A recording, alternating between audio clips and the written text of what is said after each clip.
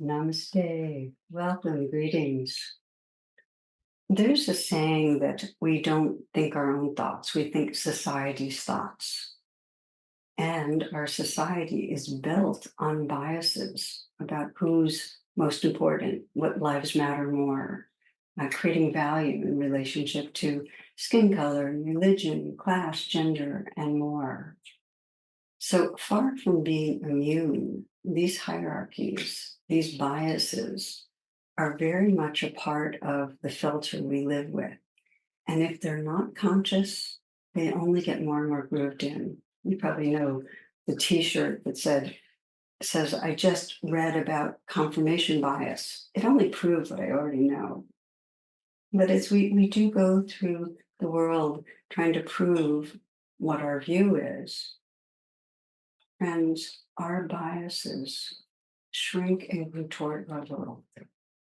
They armor our heart. And of course, in our larger society, bias is really the grounds of violence and suffering. So I'm speaking of this because about a month or so ago, I had a conversation with my friend and colleague, Anurag Gupta, who's written a book, Waking Up from Bias, Discovering the Reality of Belonging. He anchored a summit on this theme, and our conversation was really one of a number of interviews that he did with different people. And in it, of course, we both share our understandings. So I hope you find this really serves in your life. Thank you.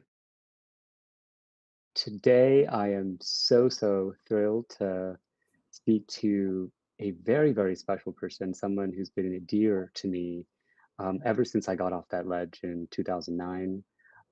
I first discovered Tara Brach, her book, but also her podcast, which I would religiously listen to every week. I remember taking trips to the UK or Taiwan and just like having her in my ear as I'm like walking around town.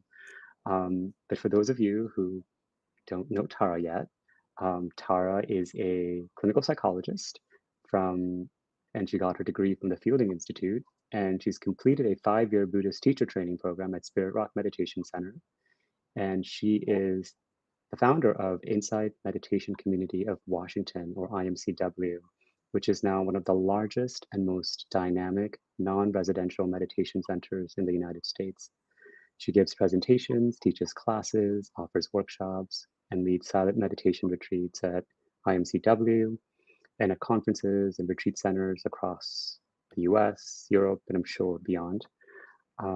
Her podcast, which is one of my favorites, is downloaded more than 3 million times each month.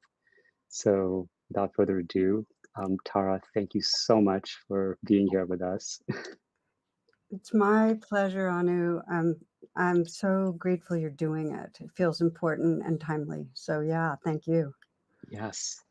So I want to kind of just get to it. And, we met in 2015 at the White House at the first Buddhist convening, the convening of like Buddhist leaders from across the country, where we were part of this initiative called Buddhists for Racial Justice in the aftermath of the Charleston massacre. And so much has transpired in these 9 years from 2015 to now 2024. So if I were to ask you in a word or a phrase, how do you feel about bias in our society today?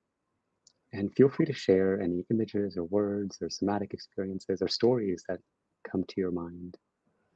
Yeah, well, the word bias feels like it's a opening to probably the greatest suffering in our world, which is separation. Bias, Mm, we can't judge another person. Whether it's demoting them in some way or just feeling they're different without creating distance and then the possibility of violence. So when I hear the word, it deep down, there's just that sorrow for the human condition that yeah. it's part of the architecture of our brains to have hierarchies and bias. And this is the other piece. It's also part of our capacity to become mindful of them and to be able to wake up out of them. So that's where I also feel I've seen the most potential for us to evolve is the work that's done to wake up out of bias. Yeah, and that's really literally the work of transcending these ideas of separation, moving from these limited labels that we've been assigned because of the way we look or our biology or sexual orientation into like our common humanity, what, His Holiness the Dalai Lama talks about, our primary identity as human beings. Um, so as we hold that vision together, if you were to imagine a world without bias, a world where belonging replaces bias, how would you feel in such a world? Do you have access to these feelings? Yeah, as soon as I imagine it, I do the John Lennon Imagine, Yes. there's joy. There's this kind of unencumbered loving without holding back, Yeah. loving without holding back, and a kind of with that, it means a kind of fearless heart. And, I had an experience, and it was probably about, 12 years ago. It was one of Mm, the first truly diverse retreats that was ever offered, where it was where the teachers were completely mixed, and as were those that attended. It was in Yucca Valley, California. yeah. And we had our bumps and our misunderstandings and reactivities and so on. But Anu, I remember midway looking out at the whole field of different faces meditating and just feeling that this is the world I wanna belong to. Yeah. I'm more at home when it's a truly diverse community of beings, than I could have ever. I didn't know what I was missing in the white cocoon. I didn't know what I was missing. Yeah. And my only problem with the word humanity, our shared humanity, is that I feel like it needs to be bigger, that we Yes. feel our shared belonging to all forms on this living earth. And one of Yeah. my meditations when I walk by the river is whatever being I see, whether it's a cardinal or a, a goose or a tree or my dog or another human passing by, I'll sometimes meditate, we are friends. Mm, And just in naming that, the intrinsic connectedness that's always already there becomes more felt. And yeah. we know we belong to everything, everybody. We can't be alone. There really is Yeah. that joy. It's so beautiful, and thank you for bringing that in because that I sincerely believe that too. Like moving beyond, our species to all species, right? And not just other living beings, but the living Earth herself, Yes. right? So because we know that this planet is breathing and living, and she basically sustains us and all of her other children, which are all the other species, right?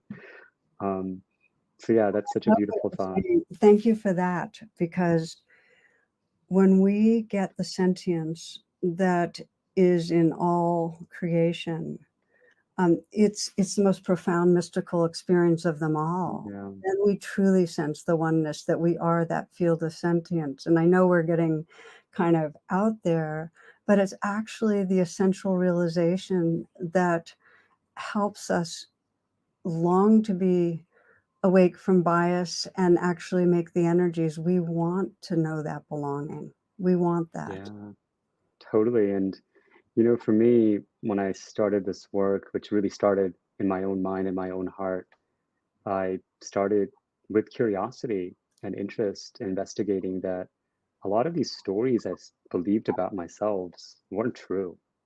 These were, and that's how for me bias is defined. Bias is, our biases are learned habits of thoughts, learned beliefs that distort how we perceive, reason, remember, and make decisions toward ourselves, toward other species, thinking that we're somehow stronger or better or on a hierarchy of some sort. And these habits really trickle into our day to day actions. Um, and as you kind of reflect on your life, I'd love for you to share a little bit about how you came to be a Buddhist meditation teacher, because I know it's a it's a circuitous, wondrous path. um, but I also, for me, I feel like someone with your intersectional identities, that work has also been around breaking bias for you internally, that you as a person could be a Buddhist meditation teacher, right? Well, I grew up in the era, in the 70s and 80s where that was what was happening. Mm, And I also came from a very uh, liberal, educated family in the East Coast, and so we were kind of all of us were, or a lot of us were leaving organized religion and going into spiritual communities and the like. mm, So the hop from Jewish to Buddhist was not a big hop. A lot of people did that hop. Um, I was motivated, it's two different, very related poles. I mean, one of them was that I was very much of a social activist in college, and mm.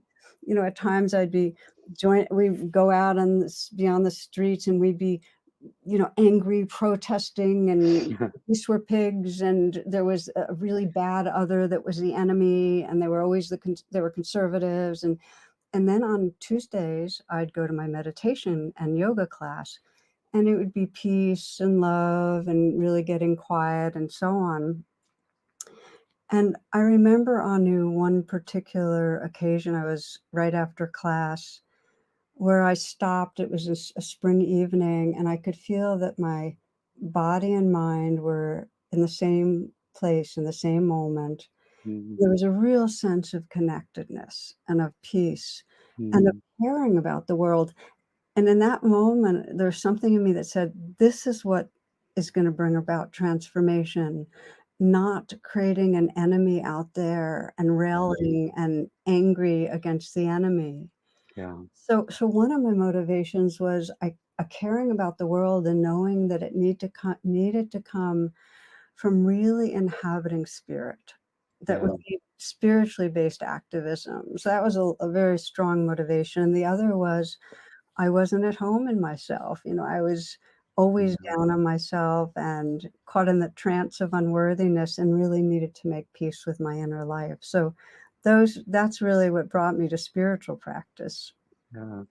What does it mean to have a spiritual practice? What does this word mean to you?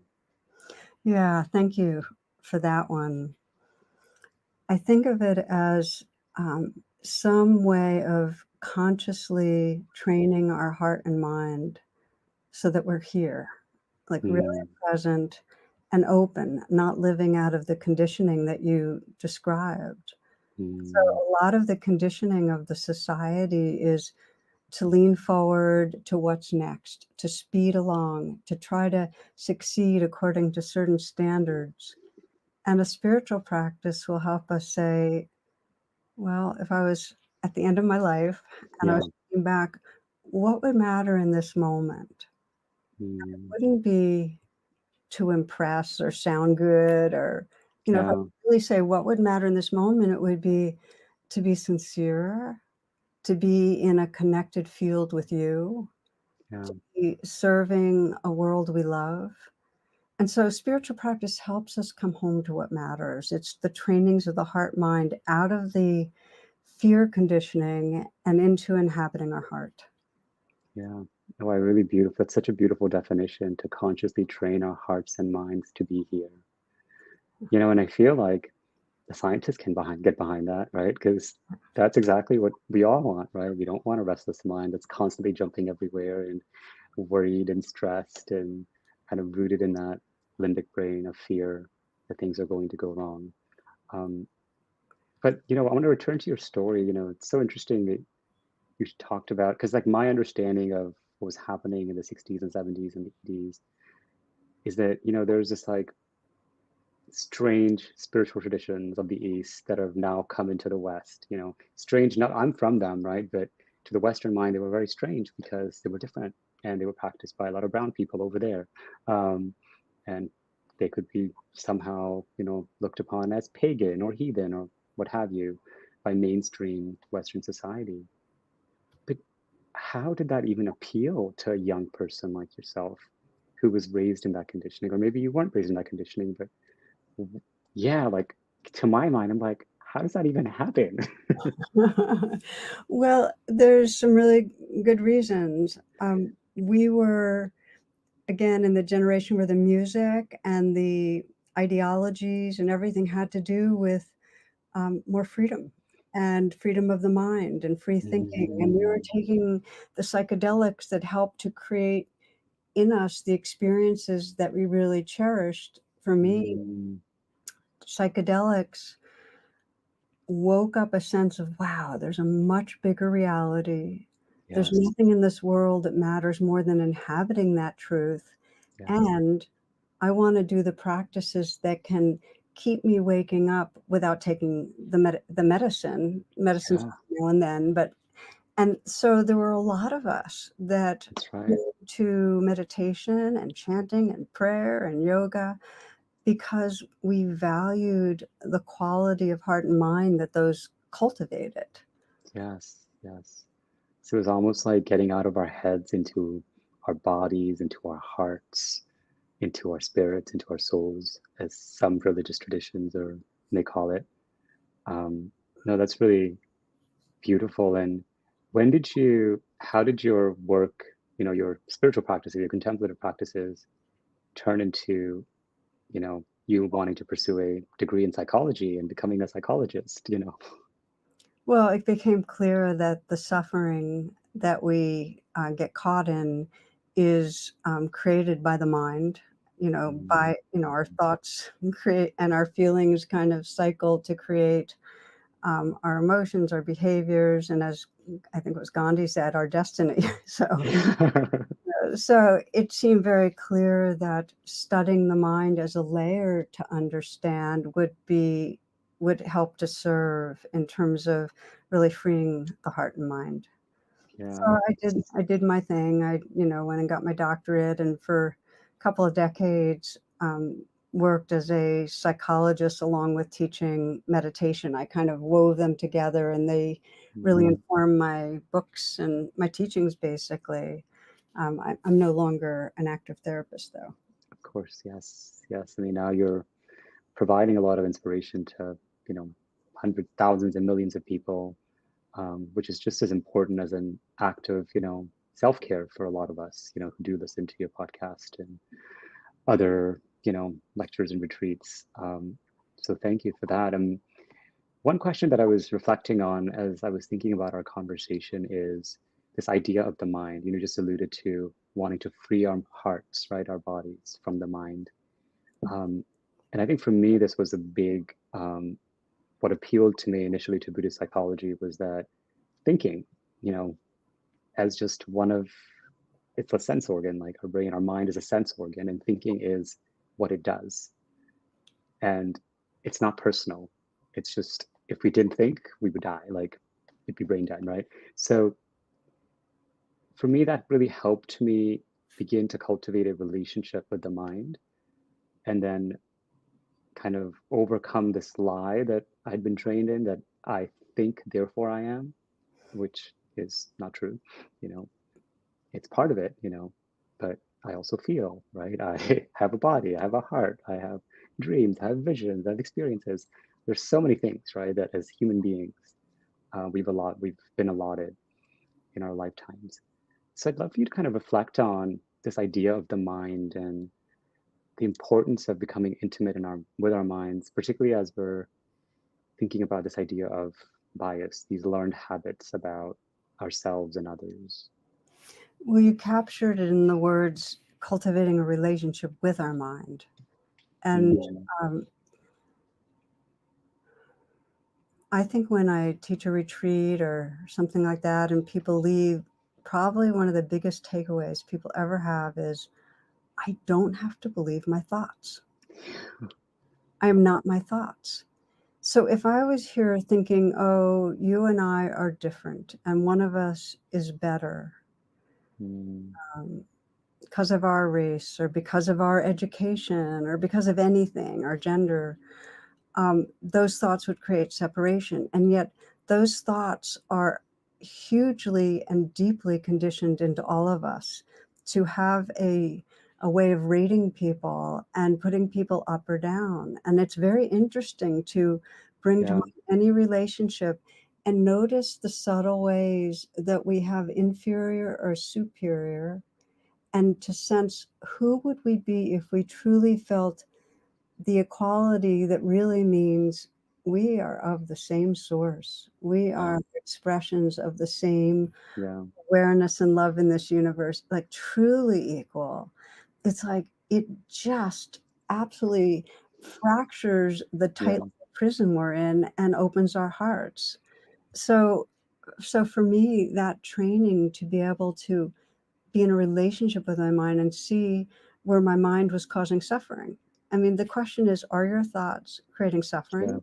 Are they creating healing? Hmm. And for me, the first big, huge domain of thinking that I had to really say, okay, be in relationship with this, but don't believe it, was all the negation of myself. You know, Yeah, my body is too fat. I'm not good in relationships. I'm letting down people. I'm, not contributing enough. Everything you could ever imagine. yeah, And just to sense, and this I call the trance of unworthiness, the squeeze it puts us in. yeah, Because if we believe we're unworthy, we can't really be intimate with others because we always are afraid that they'll see it and they'll not want to be with us. We can't mm, be spontaneous. We can't enjoy the moment. yeah, The first domain of mind that I had to work with. And just to be clear that although we're calling it mind, it's very much in our bodies, that our issues are in our tissues. So tissues. I Yeah, see the trance of unworthiness not only in my mind, but as a clench in my body. And yes, this gets around to bias because it took me longer. It took me longer to begin to see the conditioning of bias in myself. And the yes, reason was that my father was an attorney, and he did a lot of civil rights work, and he was very much ahead of his times. I mean, he was the guy that brought the first black attorney into his law firm, and he just was wow, very dedicated to racial justice. And so I just grew up assuming, I was an ally to non-dominant populations, and I was yeah, unbiased and so on. So it took some jarring wake ups to go, wait a minute, you yeah, know, I'm caught in a conditioning just because I live in this culture, not because I'm bad. yes, We're not bad. It's just mhm, that you cannot breathe the atmosphere of this culture and not adopt some of the assumptions of what you deserve and who's better and so yeah, on. And so that took a lot of unwinding. yeah. No, and that describes the breaking bias journey, right? Of really unlearning and unwinding these stories that are not rooted in fact, but in made up ideas, so it's really pretty, beautiful because, um, so I come from a tradition called Self-Realization Fellowship. That's my root tradition of Kriya Yoga. So Paramahansa Yogananda, I still consider him my guru, my teacher. And, he came to the West in 1920 and basically started a monastic order, kind of bridging the East and the West. And one of the things that always confounded him, because he was a very dark-skinned Bengali man, with primarily, you know, a white congregation, is this idea of black and white. Because he would always just say in his lectures, like, this idea of black and white is just so unusual. It's so weird in this country, because it's just like literally like the epithelium is so small, and as you peel the skin off, everyone's red and were really incredibly gruesome beneath the skin. And he would really talk about this, in the 1930s and 40s and 50s. Well, 52, he transitioned.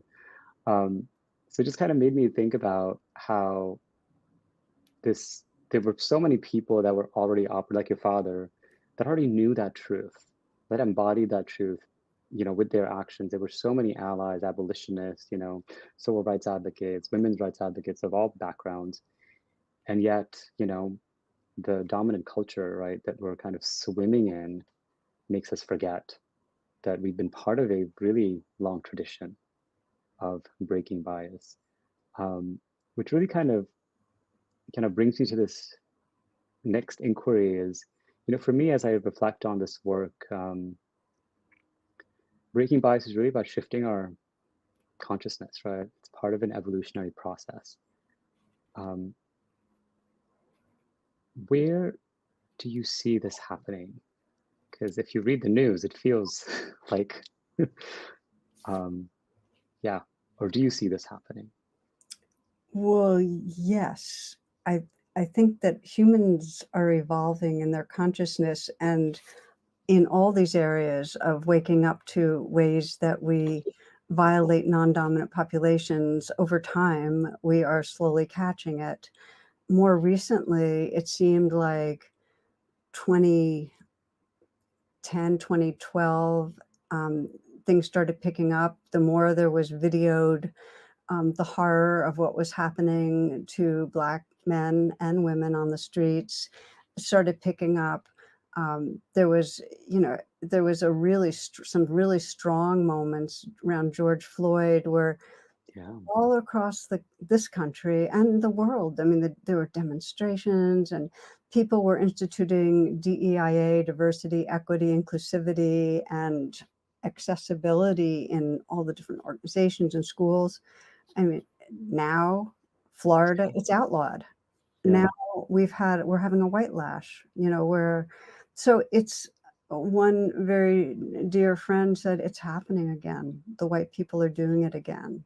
Mm, So we see it. We see it with, yeah, voting legislation and on so many levels that we make some progress. And I don't know if it's 3 steps forward, 2 steps back. I don't know what yeah, the numbers are, but we move forward and backwards. yeah, And I feel some grief about that, just because, yeah, like others, over the last handful of years, I got inspired by the deepened.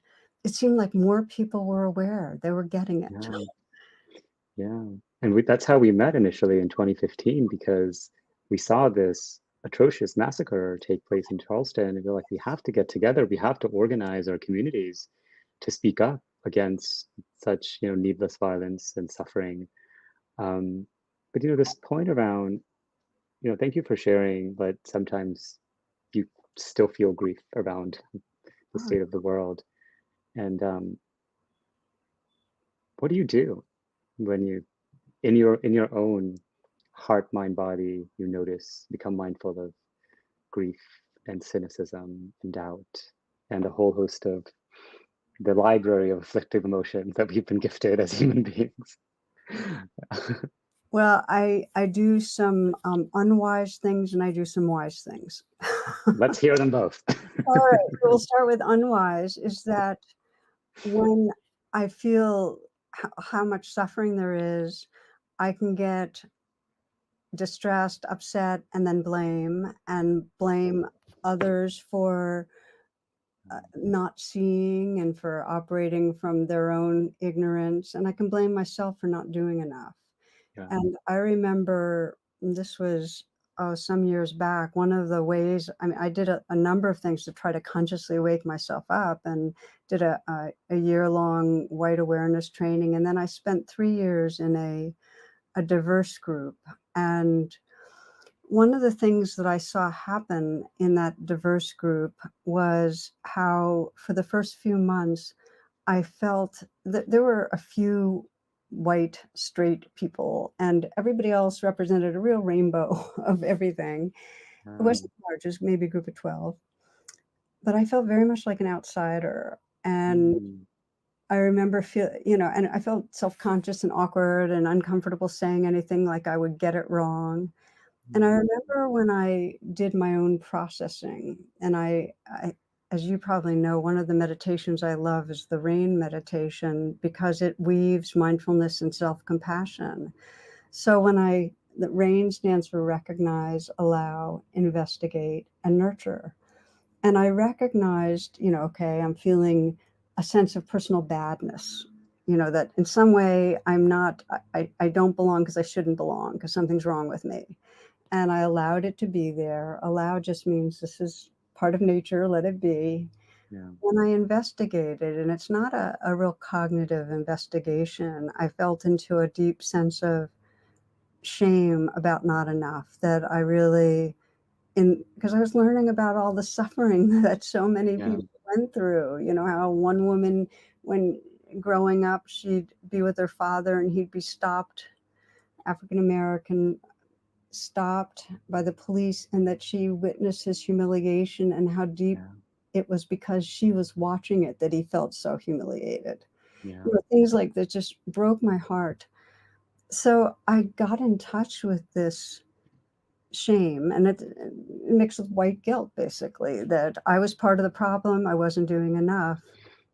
And so I kept on investigating, and underneath that guilt and underneath the not enough was real grief Yeah. about the dimensions of the suffering. Yeah. And I just sat with all the images of, you know, families at the auction block being broken up, you know, for slave auctions, and my Mm. friends now that go through all sorts of humiliations and obstacles just to live a life. Yeah.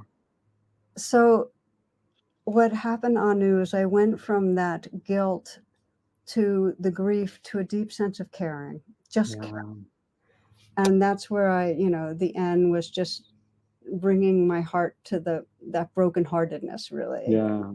And the gift of that was that I was much more awake to when I felt distanced, to get under it and sense this is this really comes down to caring. And the more that I could inhabit that caring, that I care Yeah. about this suffering, the more I actually bridge the separations. And this was 10 years ago. I have some very, very dear people in my life from that group. Yeah. I wanted to share with you that story because in breaking bias, we have to be able to see with our mind, be in relationship to our thoughts, see what's happening. And Yeah. we also have to care. Just, Yeah. I care about this suffering. I want to Yeah. be part of a world where we're not hurting each other this way. And that Mm. really, that is what keeps energizing me. It's just coming into the caring. That's so beautifully said. And the way you described rain is really the prism toolkit, what I talk about in the book, really starting with this idea of recognize mindfulness, become aware, and really shifting that into, eventually into individuation, curiosity, Yeah. and then ultimately into nurture, which is pro-social behaviors and perspective taking, care, compassion, like really feel into um, what it's like, not just the pain that I'm feeling, but the pain of others, right? Imagine what it's like to be in their shoes, which is where I think we're beginning to dismantle those walls of separation between, us and them and me and you, right? That, oh yeah, we're part of this shared existence. And what you're saying, I think, takes a real dedicated training, because Yeah. our tendency is not to be proximate with other people's suffering. Um, And in order to stretch and really sense what's it like to look through those eyes, you know, yeah. to ask that question, where does it hurt? And really lean in. We have to do it on purpose. Yeah. And I think that that's part of the commitment of anyone who wants to wake up out of bias, is to Mm, first go inside the way we've been talking about, like recognizing and allowing, investigating yeah. ourselves with kindness. You know, I Yeah. read somewhere that if white people are going to be courageous and honest in this, they also have to be able to forgive themselves, because it's Exactly. not personal. It's It's not. it's nobody's fault. It's just the air we're kind of breathing, the water we're swimming in. We have to Yeah. forgive ourselves, but then make the effort to get proximate, to lean in and get close with anyone who is being violated, or a group Mm, being violated. Learn about it, read about it, watch it, get to know people. yeah. No, I think there's two really important points here, that it's not personal because there are trillions of causes and conditions that have created these consequences, right? These are the root causes of biases. But I think the more important point that we can apply right away is that we really have to start with ourselves. And what I found is that it's really difficult for us to be proximate with others if we're not proximate with ourselves. So when you kind of talked about earlier that you recognize the trance of unworthiness that was percolating in your own, heart mind, and you addressed it. I mean, or you're still addressing it, I'm sure it's, or maybe not, but part of it is like seeing it and holding it tenderly with care, with compassion, with kindness. And, along these questions, though, one thing I often get asked, and I'd be curious to hear your take on it, is a lot of people that are doing, the work of self-healing, self-love, self-compassion, and addressing, their own trance of unworthiness, they notice that some of their loved ones are not. And they want to invite them into this. And when they do, you know, I'm recalling one student, they feel like they're being preachy. So how would you support a lot of, I'm sure a lot of people that are watching us, listening to us, have these similar questions that, oh, I'm working on myself, but my mom isn't, or my sister isn't, or my husband isn't. Um, and I want them to because I love them. And yet they're just not willing to go there to start with themselves. Yeah, one of the things that has happened is that sometimes the white allies are actually pretty violent and judgmental towards others who are Mm, not just has not by grace of the universe evolved the way they have. And mm, so I've seen it in myself, this sense of intolerance towards others that don't get it, and that again, I call it a U-turn. Instead of mm, focusing on the one that's not getting it, I need to bring the attention back here and sense the judgment and be bring presence to it. It's like underneath our judgment or our anger maybe at someone close in who's not doing the work, underneath judgment and anger, there's something that matters to us. yeah, I mean, we're only angry because we care about something, and if we can get back in touch with the care, then we're able to communicate from a place of more vulnerable tenderness and not raise up defenses. But yeah, if we go at somebody and we're preachy or judgy, it's just gonna shut other people down. It's just plain not smart communicating. yeah. No, I think it's so beautiful. And it reminds me of this quote from the Bible that, instead of pointing out the splinter in another's eye, have a look at the log in your own eye or something along those lines. I might be butchering it. But the idea really is moving from that U turn to I turn, right? Um, and it's bringing that well of compassion within ourselves to be a witness to other people's suffering, be a witness to their challenges. Um, and that could be tough. Yeah, well, that's where the training and practice comes Mm, in, and you and I, when I say U-turn and you say I turn, we're talking about the same thing. The U-turn is instead of me blaming you, it's me turning coming to, around to be with what's here, and I think if more of us could just do that, we'd have a less violent, more loving world. yeah, Because as you said, we have to befriend what's going on inside us so that we can come from a more vulnerable, open-hearted space in our communicating. I think the key for me is not to have it end with, "Okay, I'm more at home with myself," but rather to then take the next step and really sense for the other what's going on for them. Uh, how are they vulnerable? How might this person be having a hard time? And I often use a metaphor where if you're going for a walk and you see a dog under a tree and you go to pet it and the dog, leaps at you with its fangs bared and you go from being friendly to being really angry, hmm, see that the dog has its leg in a trap, and then yeah, you shift, and you might not get close, but you're caring, and we need to see where others' vulnerability is, both the yeah, vulnerability of those who are not yet ready to examine themselves, and the vulnerability of those that we're allied with, and Yeah. really get it, really get where life is difficult. Yeah. I so beautifully said, and I'm curious if you'd be willing to share a little bit about how do we cultivate this sense of caring, this sense of compassion. Um, Yeah, well, I remember for me, one of the kind of wake up experiences was I was with a group of meditation teachers, and it was a diversity group. It was mixed group, and we were trying to tend towards diversity issues.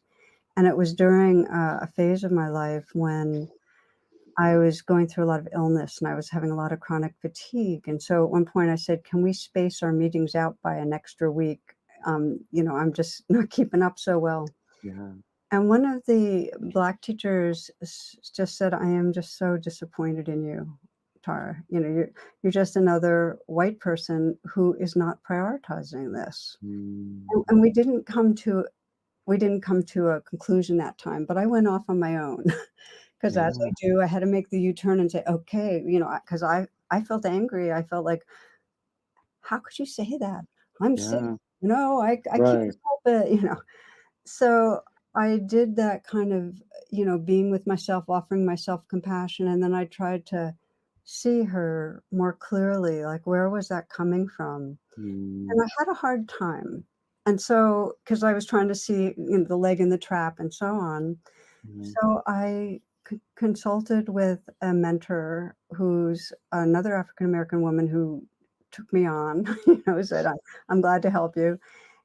And she said, Tara, for you, it's, stress and difficult, but for her, it's a matter of life and death. yeah, And then I started paying more attention and realizing, wow, her grandson's in jail. And everybody that's being killed on the streets, she thinks of them as her children. yeah, And I could see the vulnerability that was underneath that disappointment that she talked about. And so when we mhm, talked, I was more attuned to her, and she had done the same kind of inner work. She's yeah, totally on. And, we were able to talk, but it took both of us really seeing into the vulnerability and making a conscious effort. Because before we look for vulnerability, we yeah, get really sold by our reactions of being and feel like we're right. yeah. Yeah, ultimately, seeking safety, right? Um, the goal is to really seek safety and, you know, really diverse groups of people and feel not only safe, but be able to trust across difference. And that's kind of, I think, our work of the century. Yeah, and I broke trust. And, Yeah, soon after that, Anu, I was on a, vacation with my husband, and we love open water swimming, and we were swimming to this little island. And I felt like this Olympian, I was just for some reason, I was just filled with energy and felt graceful and strong. yeah, Coming back, I was floundering, exhausted, and it became very clear that the currents had carried me out there, but they were against me coming back. oh no. And it was just so profound to realize Yeah, how much of my assumptions and worldview come from having the currents carrying mm, as a yeah, white person. And in that group that I told you about, I founded our meditation community. So I was a founding teacher and I was a white woman. And to not see the power dynamics, to mm, not understand the privilege that I was living with, that was part of the wake up. yeah. And I feel like what I'm hearing is in care and compassion are the way out because we may never know all the things that every being has ever gone through and the histories, intergenerational, historical, ancestral that they may be carrying consciously or unconsciously in their bodies. But we can care for them. We can care to connect with that, right? And what happens, I think, because I think that's what it is, that we don't know how much of the particulars we can get. Yeah. but we can start sensing things that we care about that we know they care about. Mm, And I think it's where the hope is for us to all be able to step beyond the biases and hold hands is to mutually look for that. And yeah. what I'm thinking of is, right now we're in such a fractured world around what's going on in Israel and Palestine and just the horror of it. And so many people have their position, Yeah. whether it's, I'm pro-Palestinian or I'm pro-Israeli or I'm Right. anti-Zionist or I'm whatever I am. And I was following some of the different protests, and the LA protests really caught my attention because, um, what happened was the anti-Semitic group and then the, anti-Palestinian group, were really came into a really very, very violating kind of, uh protest and really offensive, really physically brutal at times. And at one point on the Sunday of that, so both sides here they are completely entrenched in their anti-bias positioning. Their narratives, basically stories of the mind. Totally in different, they're different worlds. Yeah. On Sunday of the protests, there was one man from Standing Together who was kind of between them, between the two groups. And here they were, shouting insults and being sometimes physically violent. And he started chanting. And what he chanted was, in Gaza and Tel Aviv, all children deserve to live. In Yeah. Gaza and Tel Aviv, all children deserve to live. Yeah. And he kept chanting, and soon people from both sides started chanting and clapping. And only Yeah. moments before they had been, hurling invectives. And Yeah. there's something so powerful about them coming together and you could kind of sense from the reports that there was a good feeling about that. Like, Yeah. oh, this is something we all care about. That's the hope. It doesn't it's not one of those very Yeah. idealistic ones. It takes with this much trauma, it's gonna take generations, but it's Mhm. never too soon to hold hands when we can. Yeah, it's a lot of that unlearning, right? The Israeli-Palestinian nonviolent, peace group, Combatants for Peace, the That's two right. co-founders have this beautiful quote that we could either choose to live on the land or be buried beneath it. Mm, So mm. And they that's, did a beautiful, beautiful ceremony a few weeks ago together yeah, where just mourning. It was a day of mourning the yeah, losses on both sides. So it's yeah, really a worthy group for people to look up that and yeah, Standing Together, both really beautiful groups. yeah, indeed. Well, it's been such a delight, Tara. Would you mind kind of maybe doing like a 2 minute or 3 minute exercise with us? It could be rain or anything else to really help us feel into some of the topics we've talked about. Sure, I'd love to. So for anyone listening, you might sense for yourself what bias you're in process of unlearning, whether it has to do with you're catching on to racial bias or religious, ethnicity, socioeconomic, body size, disability, whatever it is, a bias that you really are wanting to wake up from. It could be a bias born of active current conflict where there's bad othering, where you're in some way putting another down, dehumanizing. So take a moment to let whatever the arena is, and take a moment as you reflect on this of letting the bias be there and recognizing what it's like, recognizing the kind of thoughts and feelings that express the bias, or in some way you're sensing others as less human, less moral, less real, less subjective, less mattering. Just take a moment to think of that.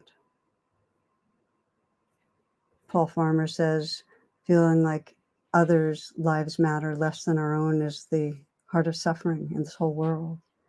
Whose life matters less? So once you sense that, we start with rain just to recognize what's going on, judgment, aversion, bias, and let it be there. The allowing is like it's a wave in the ocean. It's a wave of conditioning. Fighting it just creates more conditioning. So just let it be there so that you can begin to investigate with curiosity. What is under the bias, under the judgment, under the aversion? Is it fear? Is there some fear that these others are going to hurt you or those you love? Is it hurt itself?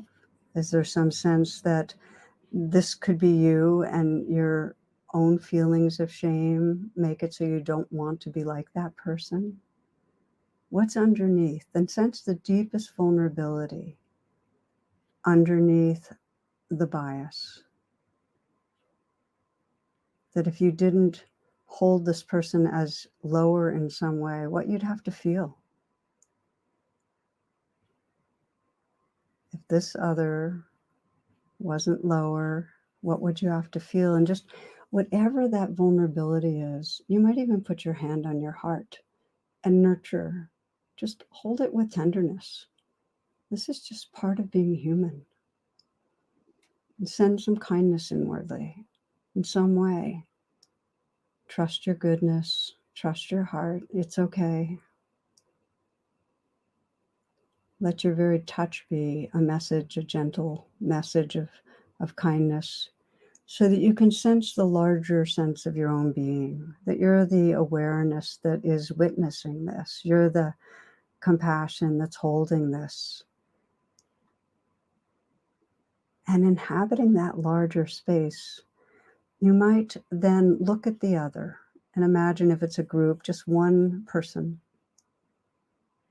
and try to kind of scope in, get proximate enough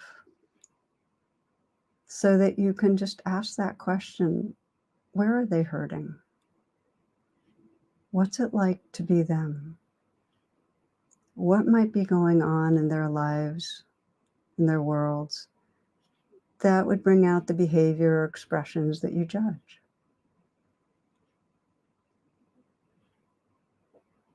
And see if you can see the way that being has their leg in a trap in some way, including a whole group. We're all conditioned. And see if you can sense behind the conditioning, behind that being's fear, sense of exclusion, if you can see behind it, just the way we say namaste, that there's a life, a sentience, a basic goodness shining through. You might even mentally use the word thou or the bow of namaste and just sense that you're honoring the sacred that lives through all beings, and sense the freedom that comes when we really have a reverence for all of life. Sense who you are when there's a reverence for all of life.